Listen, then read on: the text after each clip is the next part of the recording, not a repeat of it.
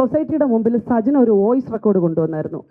ഒരു യൂട്യൂബർ ആയിട്ടുള്ള ഷഫീന ബീവി എന്ന് പറയുന്ന ഒരു ലേഡി, ഏകദേശം കേരളത്തിൽ 48ഓളം സ്ത്രീകളുടെ പരാതികളും ടോട്ടൽ പരാതികൾ ഒരു 86ഓളം പരാതികൾ ഈ ഷഫീന ബീവി എന്ന് പറയുന്ന വ്ളോഗർക്കെതിരെ സൈബർ പോലീസ് സ്റ്റേഷനിൽ പരാതികളായിട്ടുണ്ട്. സൈബറിൽ മാത്രമല്ല ക്രൈമും ഇട്ടിട്ടുണ്ട് ഈ സ്ത്രീക്കെതിരെ.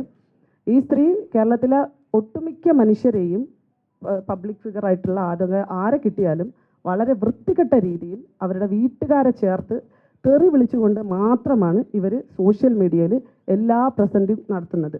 കുടുംബത്തിനകത്തുള്ള അച്ഛൻ, മക്കൾ ഇവരെയൊക്കെ കണക്ട് ചെയ്തിട്ടായിരിക്കും ഇവരുടെ വൾഗാരിറ്റി ഇവർ മൂവ് ചെയ്തുകൊണ്ടിരിക്കുന്നത്. ഇത് പല ആവർത്തി സൈബർ പോലീസ് സ്റ്റേഷനിൽ കൊടുത്തിട്ടും സൈബർ പോലീസിന് ഒന്നും ചെയ്യാൻ തന്നെ സാധിച്ചിട്ടില്ല ഈ സ്ത്രീകൾക്കെതിരെ.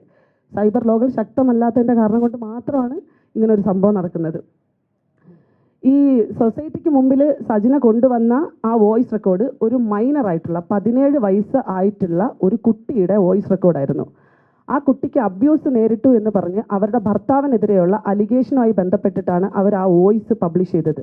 ഇത് പബ്ലിഷ് ചെയ്തതിൻ്റെ അടിസ്ഥാനത്തിൽ ആ കുട്ടിയുടെ പേര്, ആ കുട്ടിയുടെ ഐഡൻറ്റിറ്റി എല്ലാം വെളിപ്പെടുത്തുന്ന തരത്തിൽ ആ കുട്ടിയെ ഫോഴ്സ് ചെയ്ത് സംസാരിക്കുന്ന ഒരു റെക്കോർഡ് ആയതുകൊണ്ട് തന്നെ ആ ടൈമിൽ തന്നെ ഞാൻ ഉൾപ്പെടെയുള്ള പല പരാതികളും CWCക്ക് കൊടുത്തിട്ടുണ്ടായിരുന്നു. അതിൻ്റെ തുടർ അന്വേഷണം എത്രത്തോളം ആയിട്ടുണ്ടെന്നുള്ളത് അറിയില്ല. As A social responsible person എന്നുള്ള നിലയിൽ എനിക്കത് ചെയ്യേണ്ടതായിട്ട് വന്നു.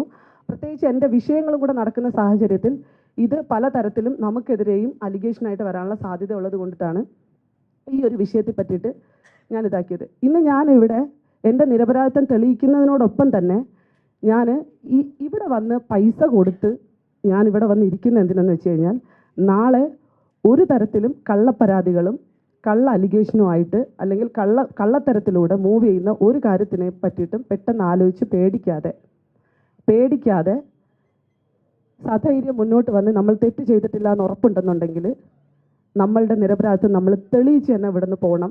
അതാണ് നമ്മളെ ഇപ്പോഴത്തെ സാമൂഹ്യ പരിസ്ഥിതി എന്ന് പറയുന്നത്.